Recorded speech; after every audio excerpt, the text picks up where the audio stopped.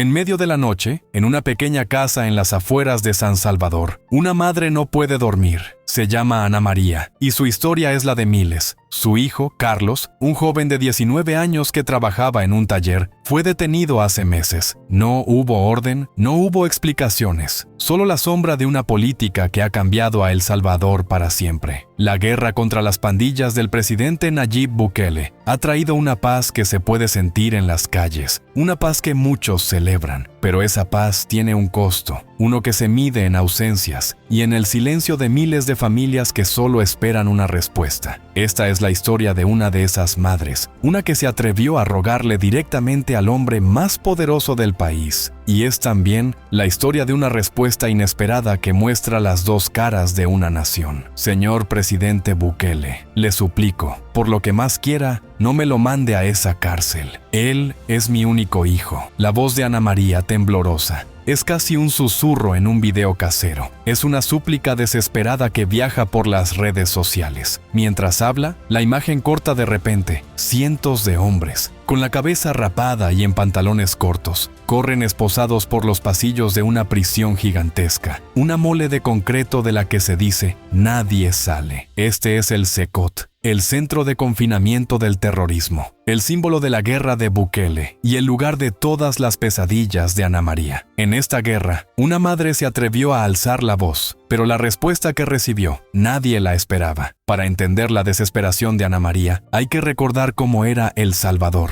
Por décadas, el país fue sinónimo de violencia. Las pandillas, la Mara Salvatrucha y el Barrio 18 eran dueñas de territorios enteros. Extorsionaban, reclutaban a la fuerza y mataban con una brutalidad que tenía a todos secuestrados por el miedo. Había barrios que eran fronteras invisibles. La vida era una negociación constante con la muerte. Entonces llegó Nayib Bukele. Llegó con un discurso de mano dura y una promesa: recuperar el país, su plan control territorial y, sobre todo, el régimen de excepción de marzo de 2022 desataron una ofensiva como nunca antes. El régimen suspende derechos básicos, permitiendo arrestos masivos sin orden judicial, y funcionó. Las pandillas casi desaparecieron de las calles. Los negocios que antes pagaban renta, ahora abren hasta tarde. La gente camina por zonas que antes eran impensables. La tasa de homicidios, que era de las más altas del mundo, se desplomó. Hay tanta seguridad que podemos estar abiertos hasta la 1 de la mañana, celebraba una comerciante. Para muchísima gente, Bukele es un héroe, el hombre que les devolvió la libertad de vivir sin miedo. Y esa es la primera cara de la moneda, la que el gobierno muestra con orgullo, una cara de orden y victoria. Pero toda moneda tiene otro lado. El otro lado es la historia de Carlos. Un martes por la tarde, mientras almorzaba, la policía entró a su casa y se lo llevó. La única justificación, según su madre, fue una llamada anónima. No tenía tatuajes, no tenía antecedentes, solo era sospechoso. Desde ese día, la vida de Ana María es un peregrinaje. Filas interminables bajo el sol frente a las cárceles, buscando información que nunca llega, y la angustia de no saber, ¿estará vivo o muerto o cómo está? Necesitamos saber de él, decía otra madre en una situación parecida. El régimen de excepción ha llevado a la detención de más de 87,000 personas. Organizaciones de derechos humanos denuncian que miles son inocentes, víctimas de arrestos arbitrarios, a veces solo para cumplir cuotas. El movimiento de víctimas del régimen, MOVIR, calcula que hasta un 30% de los detenidos podrían ser inocentes. Son historias como la de Vilma, una abuela que de un día para otro tuvo que hacerse cargo de sus 6 nietos, después de que la policía se llevara a su hijo y a su hija en la misma tarde. Son las mujeres, las madres y abuelas las que llevan la carga de buscar a su gente y luchar por su libertad.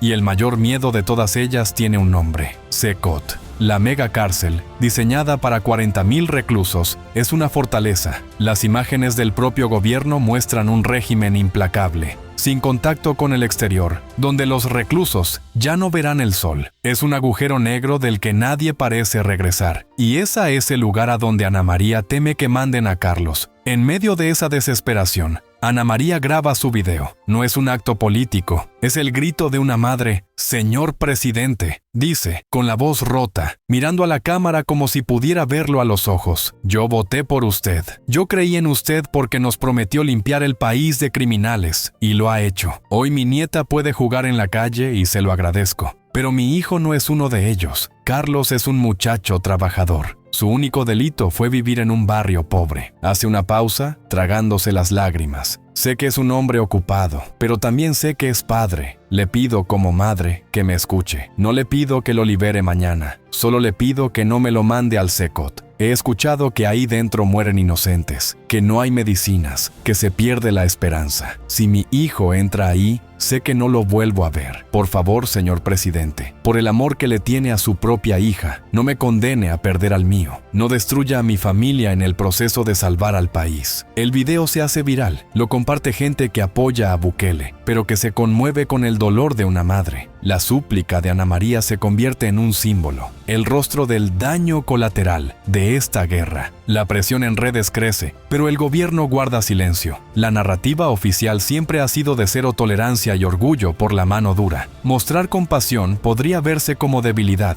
pero entonces, en una de sus apariciones públicas, ocurre algo. Tras hablar de los éxitos en seguridad, el presidente Bukele cambia el tono. Su habitual confianza parece atenuarse por un momento. Hemos sacado a los terroristas de las calles, afirma con firmeza, y no vamos a dar un paso atrás. Pero esta guerra no es fácil y no es perfecta. Aunque nunca menciona a Ana María, su mensaje parece una respuesta a las miles de súplicas como la de ella. Es un reconocimiento público, una admisión de la tragedia que viven muchas familias. Bukele y su gobierno han llegado a admitir que en una ofensiva de esta magnitud se cometen errores y que miles de inocentes han sido detenidos y posteriormente liberados. No ofrece una solución mágica ni promete liberar a nadie, pero por primera vez deja ver una grieta en la armadura del dictador más cool del mundo. Reconoce el precio humano de su propia política, justificándola como un mal necesario para limpiar una casa que, según él, llevaba décadas acumulando maldad. La postura de Bukele abre uno de los debates más profundos de nuestro tiempo. ¿Es aceptable sacrificar los derechos de algunos, incluso inocentes, por la seguridad de la mayoría? ¿Se puede construir una paz real sobre el dolor de miles de familias? ¿O era este el único camino para un país que estaba al borde del abismo? Déjame saber qué piensas en los comentarios. El caso de El Salvador nos obliga a preguntarnos, ¿cuál es el verdadero precio de la paz? Penitenciario que ha convertido a El Salvador en el país con la tasa de encarcelamiento más alta del mundo. La súplica de su madre le puso un rostro al dilema, pero no detuvo la maquinaria del Estado. ¿Qué pasó con Carlos, el hijo de Ana María? Su historia no tiene un final de película. Su caso no se resolvió con el discurso del presidente. Sigue detenido, perdido en un sistema penitenciario que ha convertido a El Salvador en el país con la tasa de encarcelamiento más alta del mundo. La súplica de su madre le puso un rostro al dilema, pero no detuvo la maquinaria del Estado. La historia de Ana María y la respuesta de Bukele resumen la tragedia de El Salvador. Hoy, un país que encontró una paz casi milagrosa, pero que vive bajo un régimen de excepción, que se extiende una y otra vez. Un líder con una popularidad increíble, acusado de desmantelar la democracia, y un pueblo dividido entre el alivio de ya no tener miedo y el terror a la injusticia. Al final, la pregunta que viaja desde la pequeña casa de Ana María hasta el palacio presidencial sigue en el aire. La paz volvió a las calles para muchos, pero para ella, el costo fue su familia. ¿Vale la pena?